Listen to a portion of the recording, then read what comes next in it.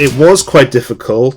The first book I wrote was Black Metal Evolution of the Cult, which is still the longest book that I've ever written. And yeah, for sure, that was a massive undertaking that took years and was, a really huge project. So in that sense, it was totally different to writing articles. But in the same time, I always wrote long articles for my own fanzine. And I also wrote quite a lot of long articles for Metal Hammer and Terrorizer. And so in a way I viewed my first book, and to an extent other books that came later, as almost being a collection, as each chapter was essentially a long article or a long feature. So that was where the similarity lies, I suppose. For example, in Evolution of the Cult, each chapter, more or less, is dedicated to a different band.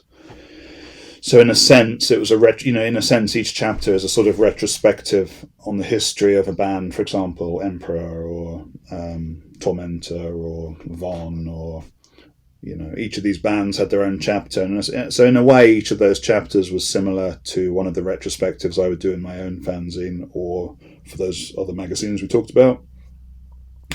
And that made it easier, but the harder part, of course, was planning and all the administration that had to go on in terms of contacting all the bands and trying to work out who would be included, and most of all, I guess, trying to work out the structure. So what bands would go where, how you would put together the book, what subjects and bands you'd cover, in what order you'd cover it, how they would relate the different chapters to each other. So that part was the biggest difference between the whole thing.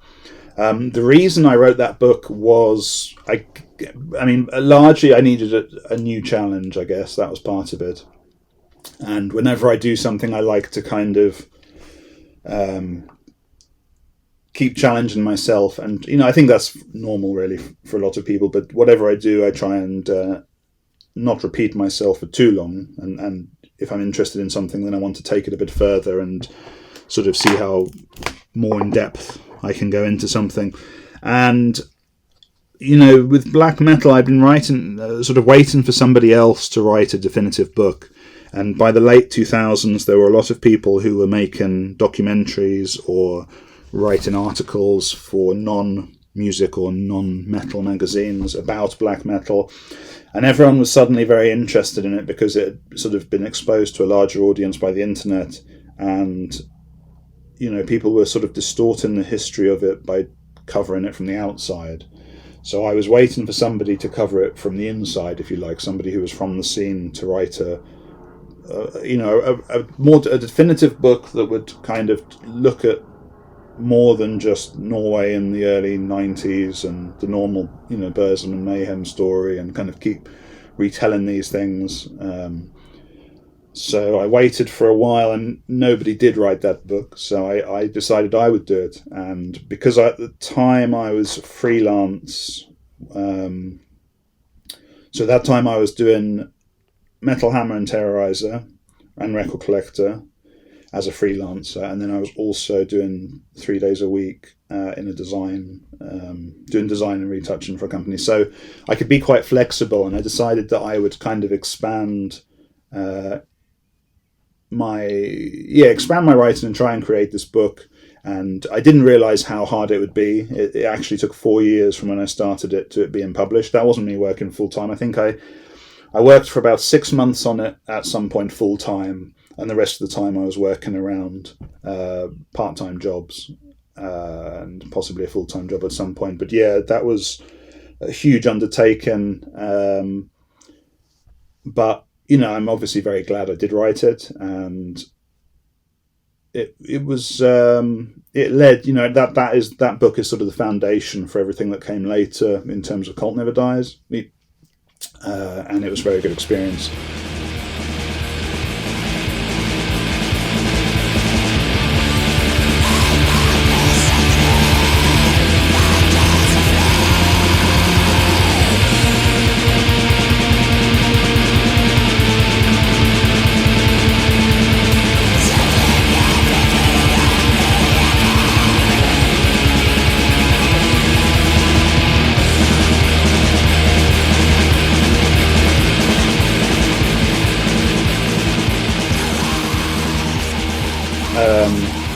I don't think much history has been lost. I would say that both myself and Cult Never Dies has covered the history of black metal quite extensively in terms of its sort of formative years, and publishers like Svart with Devil's Cradle, they really did a comprehensive history of the Finnish black metal scene. And there's other authors who will perhaps write definitive histories of their own scenes, but I think now the idea of having books about extreme metal is not such an alien thing as when our first book came out. So people are more ready to read about these subjects, and therefore people are more ready to write about these subjects. So I think there's still a lot more to be said. I think really the history of Norwegian black metal is pretty extensively covered. But for example, in our Rotting Christ book, myself and Sakis really tried to talk not just about the history of Rotting Christ, but also the history of the Greek scene in general, because, that's a story that probably is overlooked by a lot of black metal fans, and it had its own characters and its own history. It's even its own version of Helvete in a sense, with Storm Studio and the different record stores that were involved. So I think, there's definitely more to be said probably for other black metal scenes. There's no definitive history of the Australian black metal scene, just to take something randomly, and probably there will be at some point. And I think those are the sort of details that are missing. But I think the key, the sort of, I think it's all out there, and I think it will all be covered eventually.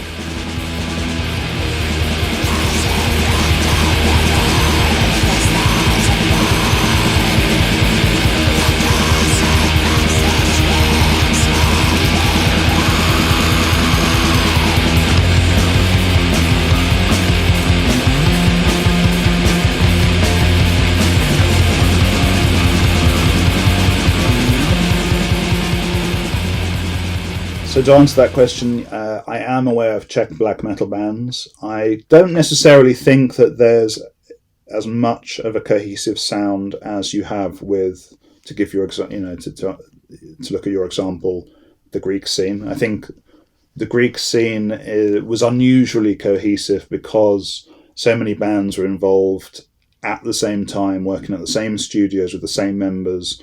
And that also goes for Norway and Sweden. I mean, and I suppose Poland as well. These scenes have very distinctive, cohesive sounds, and other scenes like, in the United Kingdom, we don't, for many years we didn't have that cohesiveness, and I don't necessarily hear that cohesiveness within Czech black metal. But then again, I'm not an expert on Czech black metal. I obviously know Master's Hammer, I know Root, and I think those two bands definitely have a similarity in spirit, not always in sound, but I would definitely see comparisons to be made there.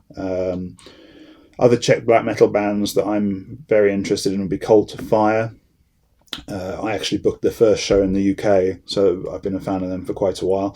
And of course their sound isn't typically Czech. It's obviously very influenced by the East, with lots of Indian influences, for example. So that's probably a sort of a difficult one to fit within the whole story of Czech black metal. Life is Pain is obviously more depressive black metal. I'm trying to think of other Czech bands. Silva Nigra is a good band. Maniac Butcher. I don't know what to say about them really. They're such a sort of odd band in a way that I probably should explore them a bit more, but I don't know what you could compare that to. So I think, there are definitely good bands coming out of the country. Inferno, of course, that's another older one. But I don't hear that cohesiveness. But as I say, that's not necessarily a bad thing, and it may be that will happen later. And I think that's something I've noticed, for example, in the UK, is that the first 20 years of our black metal history, we didn't have a particularly cohesive sound. But in the last 10 years, you've sort of got this new wave of bands who definitely share certain aesthetics and certain stylistic touches. So it's kind of created something approaching an English sound, and I think perhaps that'll happen. That'll happen within Czech black metal, because it seems to be a fairly big fan base. I've been to a few festivals, and there seems to be a big audience and quite a lot of musicians. So I think probably it's one of those scenes that's going to become more recognized and maybe more exposed in the coming years.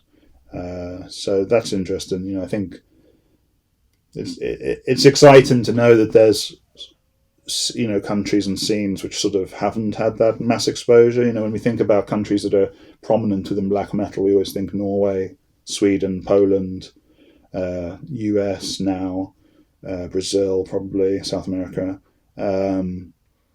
So yeah, there's plenty of other places. France is another one. So there's plenty of places, I think, that have scenes that are still bubbling under, and that's something that's really encouraging, because black metal hasn't kind of dried up or stopped producing interesting bands. If anything, each year black metal's bigger and has more bands and more musicians and more fans, which for an underground and very uncompromising scene, I think is remarkable, really. So yeah, looking forward to the future of kind of Czech black metal.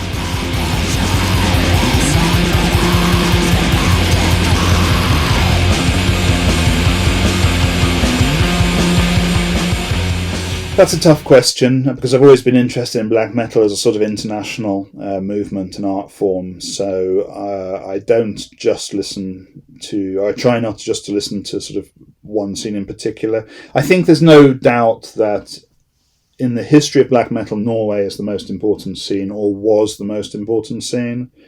I don't think anything will ever rival that, what black metal was in Norway in the 90s. Just because it inspired so many countries and so many people, and there were so many classic albums that came out of Norway during that time. So Norway has to be a contender, although I wouldn't say today it's a leader in the same way. Probably it's been overtaken to some degree, or at least has competition from countries like France and Poland and Sweden and so on. So yeah, Norway's up there. I like Polish black metal a lot, especially the stuff that came out in the 90s. I think that had a very cohesive sound, and it was very heavy in atmosphere. I'm thinking of bands like Sacrilegium and early Behemoth. Not that I don't like later Behemoth, but it's something different. So yeah, bands like Arcona from Poland, and that would be one. Obviously Greece. I've always made it quite obvious, I guess, that I'm a huge fan of Greek black metal. So that would be up there. Sweden, you have to mention Sweden, really, because they were there in the 90s with some really essential bands. Dissection,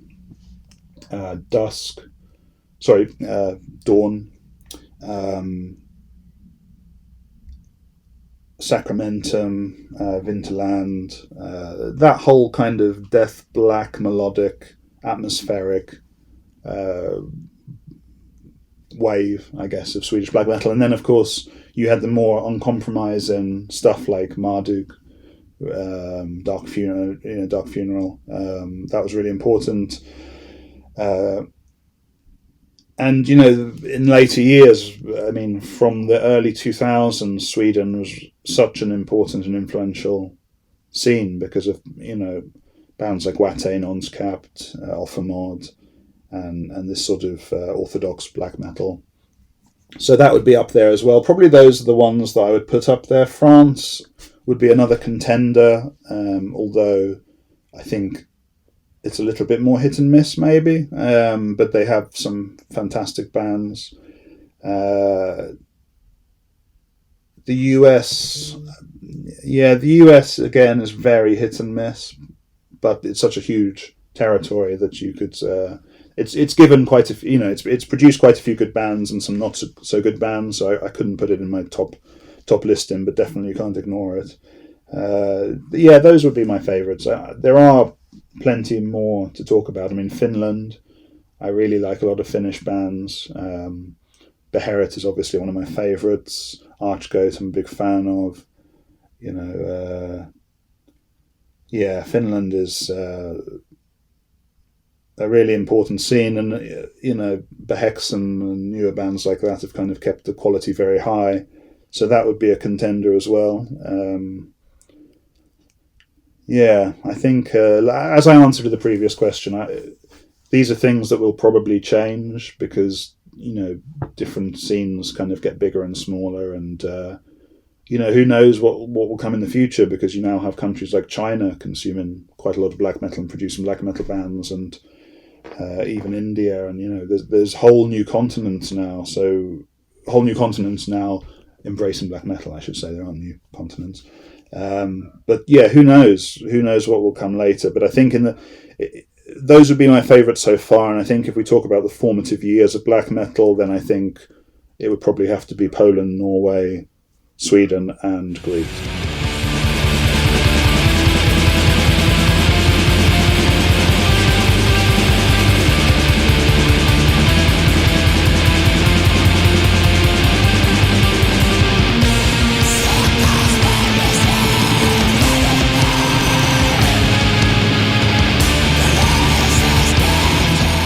So that's another interesting question. So you have to remember the book came out in 2013, December 2013. And at that point, I think that was sort of the peak of post-black metal, or at least, what we could easily identify as post-black metal. So that would be bands that were taking influence from shoegaze and other introspective music forms. So I was looking at bands like Alcest and Amateurs, and I think Fen are in the band, although they're probably a bit more black metal than post-black metal, but still they had some of that as well. But what I meant by the sentence in the bigger picture, there's really no post-black metal, is that black metal has not finished its own evolution, and so there's no... It was kind of a play on words. Obviously post-black metal is a genre of its own, a subgenre. But I sort of meant there's no after black metal. There's no after the fact, because I think you could say there are genres in the past that have kind of appeared and then they've burnt brightly and then they've finished, and then other things have come from those genres. And with black metal, I think that's the most vital thing about it as a genre, is that it continues to evolve and expand without losing its core essence, which is very hard. And I think something which I would argue that maybe punk, for example, has struggled to do at times, and plenty of other genres as well. Hip hop would be another example. But black metal, it keeps expanding and creating bands and sounds that you could never have predicted in the past, but is still recognisably black metal. For example, when Deathspell Amiga appeared in the mid-2000s, or became popular in the mid-2000s, there's no way I think that the guys in Helvete could have predicted a sound like Deathspell Amiga, but when you hear it, it's black metal, and it contains the same essence, even if some of the stylistic choices are different. So I think that's fascinating, really. And so that was really what I meant. There's no post-black metal, and even though people have created music which takes inspiration from black metal and then does something new with it, for example, post-black metal, it doesn't replace black metal. It doesn't. It's not more valid, or it's not sort of. It's not an improvement, or it's not a replacement, or anything like that. And I think you do see a bit of that attitude in some of the newer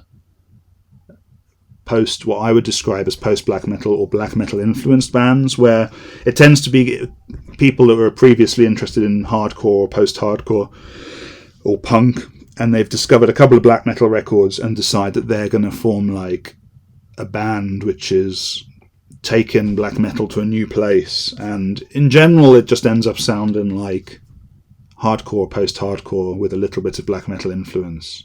And it doesn't really have anything to do with black metal.